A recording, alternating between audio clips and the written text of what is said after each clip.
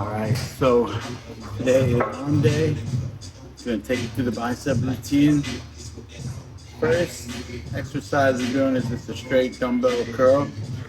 Going heavy, like 3 sets of 8. Need to build these fucking arms.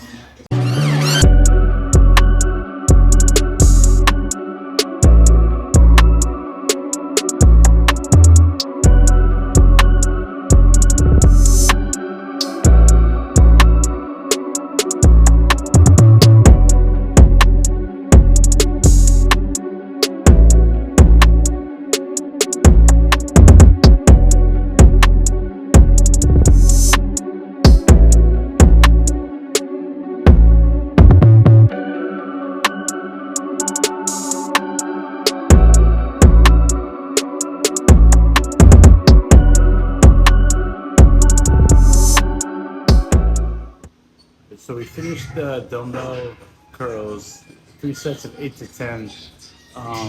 Now we're doing barbell curl, just straight barbell curl, curling in the squat rack. Won't kill me. Yeah, this is I would call this like a compound bicep workout or bicep exercise. So again, 3 sets of 8 to 10, a little bit heavier, but not too heavy. You gotta really focus on the isolation here. At least for me, if I go too heavy, I just feel it in my shoulders. So a little bit lighter and more bicep activation. All right, let's go.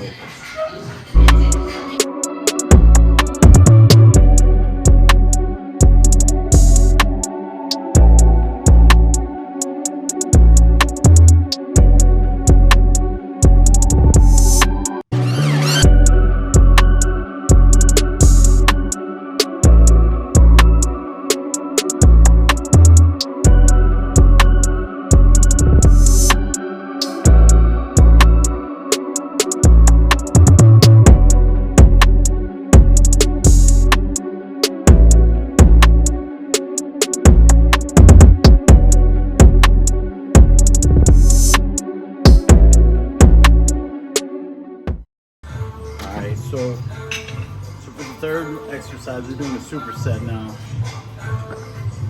We're gonna superset the hammer curls with reverse curl.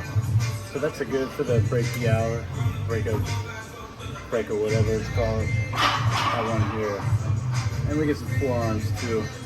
So again, we're gonna do 3 sets of 12 for these because it's not as big of an exercise, so we can do a few more extra reps.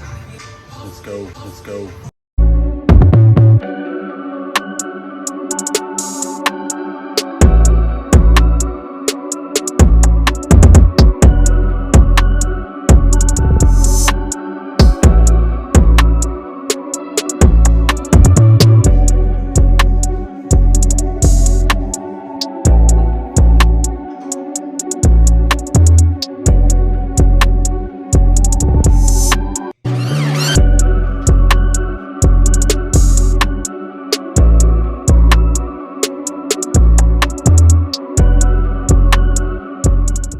This gym is like in the basement, so the lighting here is fucking terrible. It's either like super dark or you're just under like a spotlight. So it's really hard to film here. It's all good. Pump's great, however, despite how shitty the lighting is. You can go a little bit higher rep with these.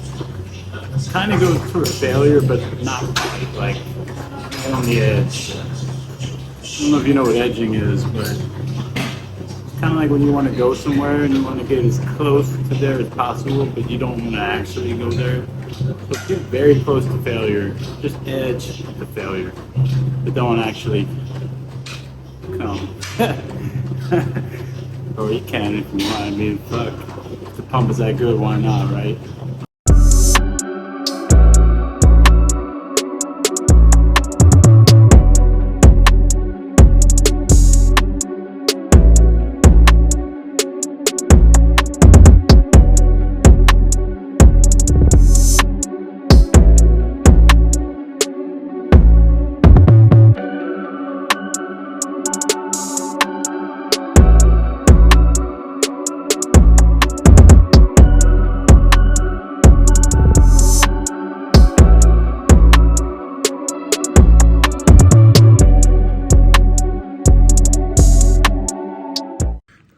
So solid ass arm pump. That was a juicy one.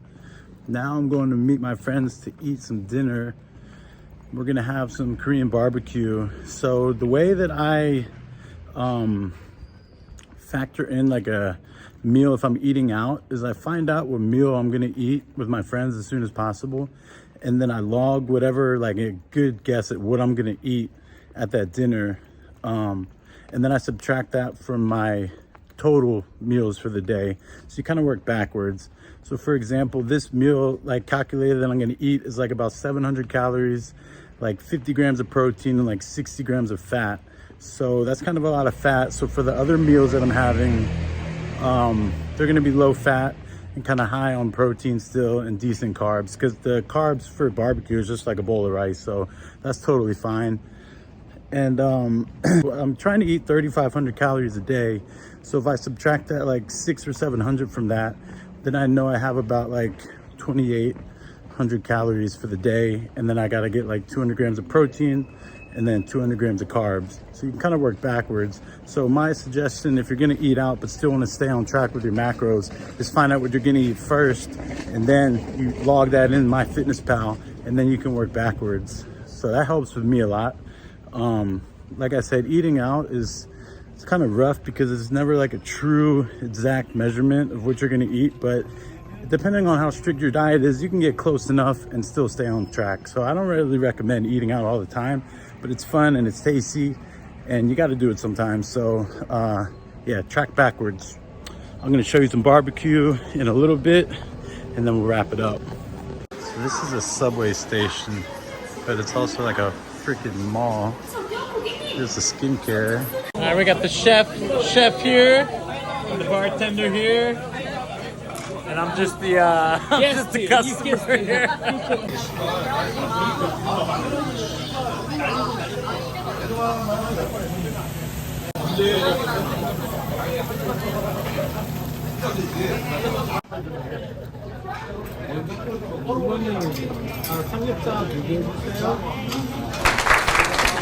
Okay, barbecue's finished, we're stuffed, and I want to introduce everybody to my new girlfriend. Say hello. Okay, like, subscribe, and comment. Thank you guys.